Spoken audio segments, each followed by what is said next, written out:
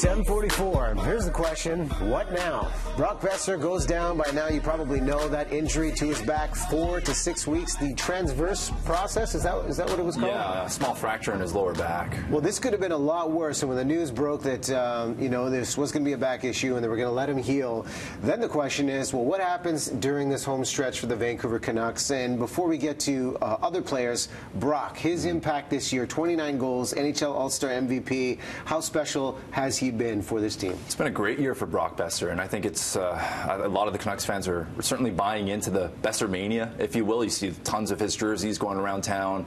His hair has become really symbolic. The flow. It's become marketing material for the Vancouver Canucks, and I think fans are really enjoying what he has. And he was so close to breaking that record for Pavel Bure, 34 goals. He was just 5 away, but on the bright side of things, the injury does seem to be better than what was originally feared. I think when you watched that hit Monday night, you were hoping, just praying that this wasn't going to be something that could really affect his day-to-day life. But 4 to 6 weeks is what they're saying. So there's a chance, a very small chance, that he could get back by the end of the year, maybe play a handful of games. But for now, I think we're all just breathing a sigh of relief that we're not talking about a 4 to 6 month recovery process. Absolutely. And I mean, the conversation is different with this team not being in the playoff picture to say, okay, let him rest. We don't get those accolades in the rookie season, the Calder Trophy, who knows what happens. But this is a team of young players, and what we saw Monday night, we lost Brock, but we still won in overtime.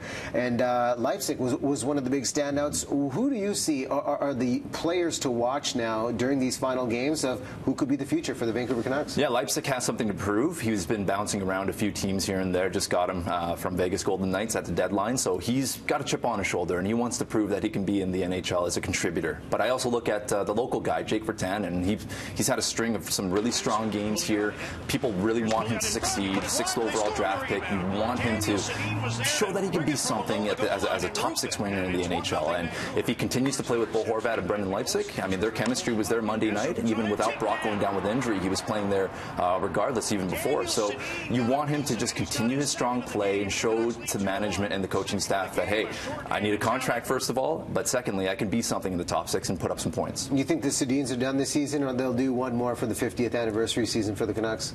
It's hard to see them walking away right now. They're still so effective, right? I mean, without Thomas Vanek, and if you take away Daniel and Henrik, that's almost 150 points out of the lineup that you might not have for next year. So if you want this team to get better for next season, well, you're probably going to have to bring Daniel and Henrik back, and I think they'd be open to that, and I think the Canucks would be open to that, and Canucks fans certainly would like to see Daniel and Henrik for one more year, maybe a better year for the team, and have them sort of enter the twilight in a more prestigious manner where they can control the way they want to go and feel good about that too. With this season, with Brock now going out with injury, maybe there's too much negativity for them to walk away just yet. We need more out of them still. Well, you talk on Sportsnet 650 a lot about the pride of this team, and this is a different year. Last year, there was a change-up in coach. This season, they just kind of tanked at the end, and a lot of people saying go for the draft pick, but these players are here to play. The interesting point here is Seattle, 33,000 deposits for season tickets. Wow. And the possibility of having a rivalry down the I-5. How interesting has this story been, and what could this mean for the Vancouver Canucks franchise?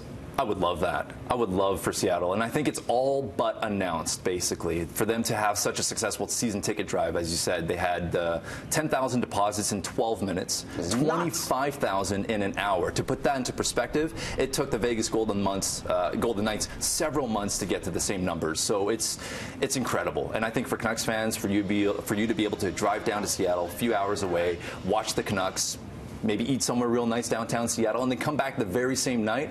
That's an experience Canucks fans have never been able to have. So it's going to be something special, and of course, a chance to have a new rival just down the I-5. And how do we create that energy? I mean, we were talking about this in the newsroom yesterday. The Whitecaps have such a special atmosphere for every single match they play inside BC Place. How do we emulate that inside Rogers Arena and get that hope and just hype back inside the Canucks side of things? You know what, the Canucks, they don't need to do anything new. Obviously, you go to the Whitecaps game, there's the Southsiders. They love being on their feet the whole game through, but for Rogers Arena and for the Canucks, you just need to do what's best, and that's winning and incorporating the younger kids too. And I think the Canucks fans are really buying into the youth, the skill, the speed. You're seeing it with Vertanen, you're seeing it with Leipzig, you're certainly seeing it with Brock. Imagine if this team had 2 or 3 more Brocks on the roster right now.